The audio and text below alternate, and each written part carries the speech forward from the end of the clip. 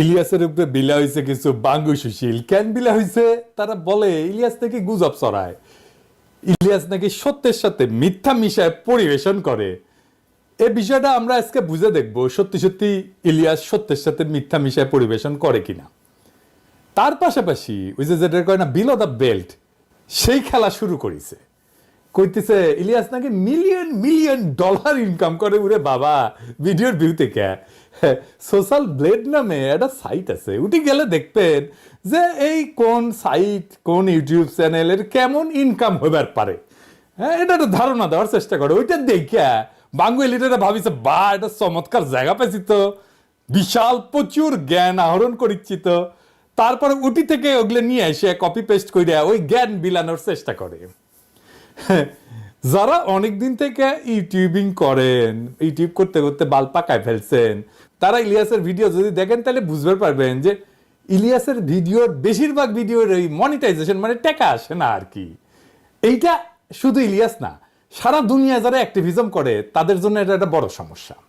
কারণ তাদের ভিডিওতে ভায়োলেন্স থাকে, ভায়োলেন্ট ছবি থাকে, ভায়োলেন্ট ক্লিপ থাকে। এইসব থাকলে যারা ইউটিউবে বিজ্ঞাপন দেয় না পণ্যের, ওইরা বিজ্ঞাপন দিতে রাজি হয় না। ওদের একটা স্ট্যান্ডার্ড আছে, কমিউনিটি স্ট্যান্ডার্ড।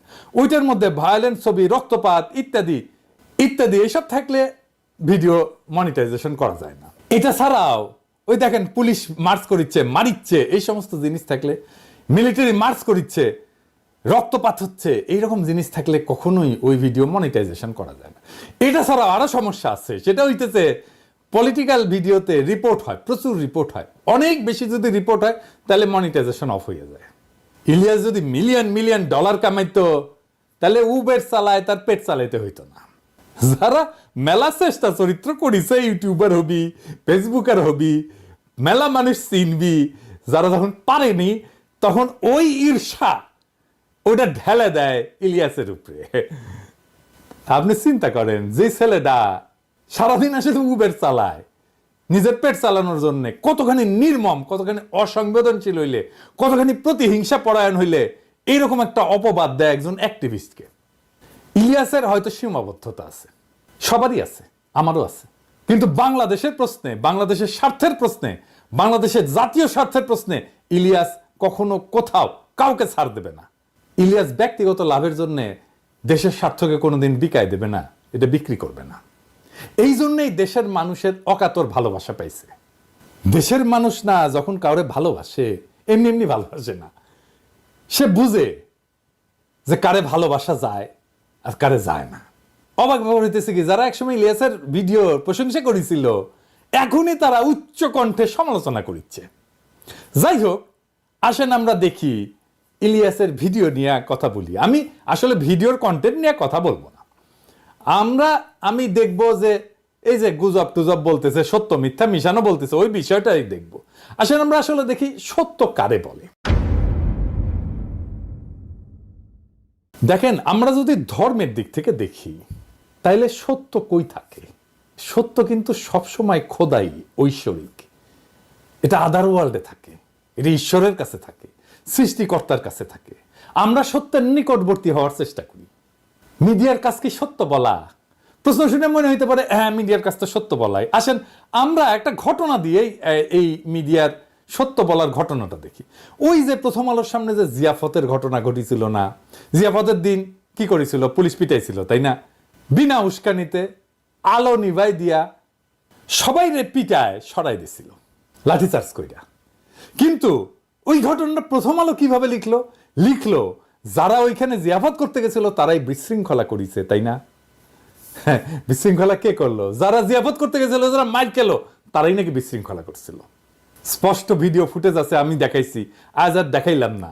দেখেছেন তো, আলো নিভাই দিয়ে খুব শান্ত, বিনা উস্কানিতে যে জমায়েত তার উপরে লাঠিচার্জ শুরু করলো বিনা কারণে। ওইখানে আলো নিভাইছে পুলিশ, কখনো ওখানে আলো নিভানো হয় না। তার মানে পুলিশ জানতো, প্রস্তুতি নিছে যে তা মারবে, তারপরে বিনা উস্কানিতে ঝাঁপায় পড়ছে।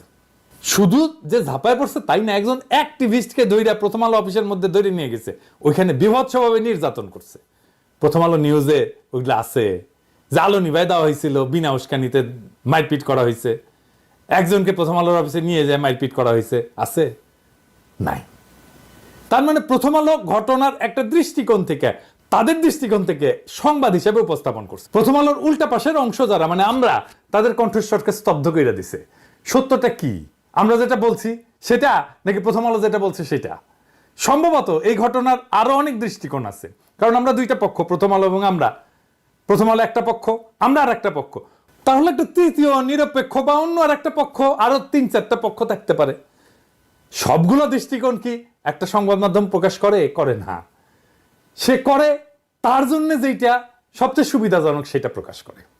মিডিয়া যা প্রকাশ করে সেটা ঘটনার প্রতিক্রিয়া প্রকাশ করে, ঘটনা না।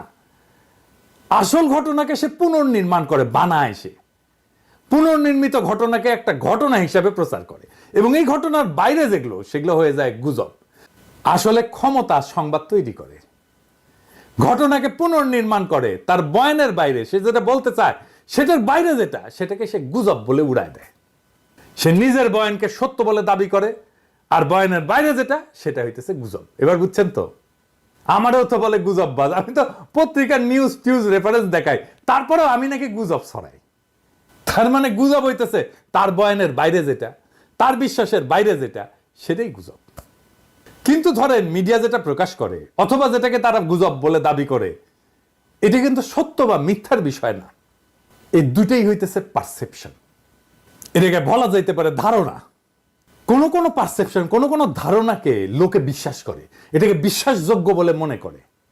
এমনকি এইরকম ধারণা যে ক্ষমতার গদিকেও কাঁপায় দিতে পারে। আপনি যেটাকে বিশ্বাসযোগ্য বলে ভাববেন সেটা কিছু পূর্ব শর্ত আছে, সেই পূর্ব শর্তগুলো পুরো হইলে বিশ্বাস পোক্ত হয়। আমি একটা এক্সাম্পল দিই। ধরেন র‍্যাব কইতেছে যে হেলিকপ্টার থেকে গুলি করা হয় নাই, কিন্তু আমরা জানি, আমরা বিশ্বাস করি হেলিকপ্টার থেকে গুলি করা হয়েছে। তার মানে বুঝছেন তো, আমরা যেটা মনে করতেছি এইটা বিশ্বাসযোগ্য। ধরেন গার্মেন্টসের কোনো শ্রমিকের উপরে বা বাসায় কাজের মেয়ে, কাজের ছেলের উপরে যে টর্চার হয়, এই ঘটনাগুলো খুবই বিশ্বাসযোগ্য ঘটনা। এই যে পারসেপশন বা জনতার মধ্যে যে ধারণা, বিশ্বাসযোগ্য ধারণা তৈরি হয়, এইটাকে নিয়ন্ত্রণ করার জন্যই মিডিয়ার জন্ম। মিডিয়া মানেই জনতার পারসেপশন বা ধারণাকে নিয়ন্ত্রণ করা। মিডিয়া মানেই একটা প্রোপাগান্ডার মেশিন। মিডিয়া কোন একটা পারসেপশন বা ধারণাকে সত্য বলে দাবি কইরা রটাইতে থাকে। এখন ক্ষমতার কি দরকার? এই পারসেপশনটাকে কন্ট্রোল করা দরকার তো, কারণ আমরা দেখতেছি যে এই পারসেপশন গুলো ক্ষমতার গদিকেও কাঁপায় দিতে পারে। তাহলে ক্ষমতার যেটা দরকার সেটা হইতেছে কতগুলো ঘটনাকে বানানো হিসাবে, আর কতগুলো বানানোর জিনিসকে ঘটনা হিসেবে রটনা করা। তার মানে সে ঘটনাকে গুজব বলবে এবং বানানো জিনিসকে ঘটনা হিসেবে রটনা করবে। বুঝছেন? এই যে মিডিয়া, প্রথম আলো, ডেইলি স্টার, যা যা আছে, এই সমস্ত ফর্মাল মিডিয়া, এইটার পারপাস বা উদ্দেশ্য একটাই, সত্য বা মিছা বা গুজব নাম দিয়ে এই কাজটাই করে। তাহলে পাওয়ার বা ক্ষমতা কেন পারসেপশনকে বা ধারণাকে এত ভয় পায়? কারণ পাওয়ার সবসময় ভায়োলেন্ট, এটা সবসময় সহিংস। তো ঘটনা যদি নাও থাকে, বানায় বানায় কইলেও লোকে বিশ্বাস করে প্রায়। তার মানে এই যে প্রিকন্ডিশন হচ্ছে যে ক্ষমতা সবসময় সহিংস, পূর্ব শর্ত হচ্ছে সহিংস, তাই সে সহিংসতা যদি নাও করে, যদি কেউ বানাও বলে যে মারছে এটা পুলিশ আমারে, এটা বিশ্বাস করে ফেলবে মানুষ। মানুষের জ্ঞানের শুরু কই থেকে? আন্দাজ থেকে, অনুমান থেকে। আমরা বিজ্ঞানের ভাষায় বলি হাইপোথিসিস। হাইপোথিসিসকে প্রমাণ করে বা অপ্রমাণ করে জ্ঞান অগ্রসর হয়। মানুষের হুশ, কালচার, তার এলেমের গোড়া হচ্ছে আন্দাজ বা অনুমান। যে আন্দাজ করে না সে বেহুশ। ক্ষমতা আপনার আন্দাজের ক্ষমতাকে নাম দেবে গুজব, কিন্তু আন্দাজ করাটা আপনার হক, আপনার অধিকার। ক্ষমতার দাবরা নিতে হয়তো জাহির করতে পারবেন না আপনার আন্দাজ, কিন্তু আপনার আন্দাজের হক নাই এইটা মনের ভিতরে কখনো মাইনা নেবেন না। গায়ের জোরে হয়তো লাগতে না পেরে পিছিয়ে আসবেন, কিন্তু বেহুশ হইয়েন না কখনো। মনে রাখবেন আন্দাজ করা আপনার হক। ইলিয়াস যা করে সেটা কি গুজব? ইলিয়াস তার যে ভিডিওগুলা করে, এই ভিডিও কোন ক্যাটাগরির ভিডিও বলেন তো? কোন টাইপের? এইটা যারা ইলিয়াসের সমালোচনা করে তারা কি কখনো দেখছে? ইলিয়াস করে এক্সপ্লোরেটরি ডকুমেন্টারি। এক্সপ্লোরেটরি ডকুমেন্টারিটা আসলে কি? আসেন এটা বুঝে দেখি। এক্সপ্লোরেটরি ডকুমেন্টারি শিরোনাম ব্যবহার করা হয় যখন কোনো ডকুমেন্টারি একটা বিষয় অনুসন্ধান করে এবং প্রমাণ সংগ্রহের পাশাপাশি সম্ভাব্য ধারণা বা অনুমান তুলে ধরে। ইলিয়াস এটা লিখে দেয় তার প্রত্যেকটা এপিসোডের সামনে। তার মানে ভিডিওতে সত্য এবং প্রমাণের পাশাপাশি সে অনুমানও তুলে ধরে। তাহলে সমালোচনা কেন? কেন বলা হয় ইলিয়াস গুজব ছড়ায়, সত্যের সাথে মিথ্যা মেশায়? কারণ ইলিয়াস ক্ষমতার বানানো ঘটনাকে পুরা ঘটনা বলে, সত্য ঘটনা বলে মানতে নারাজ। সে বেহুশ হয় নাই, সে তার হুশ ধইরা রাখছে। যেই ঘটনা ঘটছে তার ভিন্ন ব্যাখ্যা, ভিন্ন বয়ান কইরা সে বলতে চায় ক্ষমতা যেটা বলতে চায় না, ক্ষমতা যেটা বলতে চায় তার চাইতে ভিন্ন বয়ান ইলিয়াস দেয়। বিলিভেবল বয়ান, বিশ্বাসযোগ্য বয়ান ইলিয়াস দেয়। আসিফ নজরুল ক্ষমতা বানলো, ইলিয়াসের ভিডিওতে বিপর্যস্ত হয়েছে এবং হইতেছে। কারণ ক্ষমতা যে বয়ানটা বিশ্বাস করাইতে চায় সেইটা ধাক্কা খাইছে। সেই জন্য ক্ষমতার আশেপাশে থাকা তারা ইলিয়াসের উপরে ঝাঁপায় পড়ছে। আরে সর্বনাশ, বিপজ্জনক লোক, এরা তো থামাইতে হবে। অনেকে আমারে বলেন যে আপনি বিএনপির পিছে কেন লাগিয়েছেন? আমি বিএনপির পিছে লাগি নাই। আমার দীর্ঘদিনের পর্যবেক্ষণের ফল হইতেছে বিএনপি তাদেরকে পছন্দ করে যারা ওই যে ওই যে ওই যে ওই যে ওই যে ওই যে ওই যে ওই যে ওই যে সোহাদির বডিগার্ড, ও প্রেমিক, হ্যাঁ মুজিব প্রেমিক যারা, তাদেরকে বিএনপি প্রচন্ড প্রচন্ড প্রচন্ড প্রেম দেয়। হ্যাঁ, যেমন আসিফ নজরুল। তো এটা যদি হয় যে বিএনপিটা বাম্বু দিলে তারা প্রচুর প্রেম দেয়, তো তাহলে তরিকাটা ট্রাই করে দেখা যেতে পারে। হ্যাঁ, যদি এটা শুনিয়ে বিএনপি আমাকে একটু প্রেম টেম দেয়, হ্যাঁ, কারণ আমি তো ওই যে গানটা আছে না, ওই যে একটা গান আছে না, ওই যে আমি তোমারই প্রেম ভিখারি, ভালোবেসে ঠাই দিও পরাণে গো, ভালোবেসে ঠাই দিও পরাণে।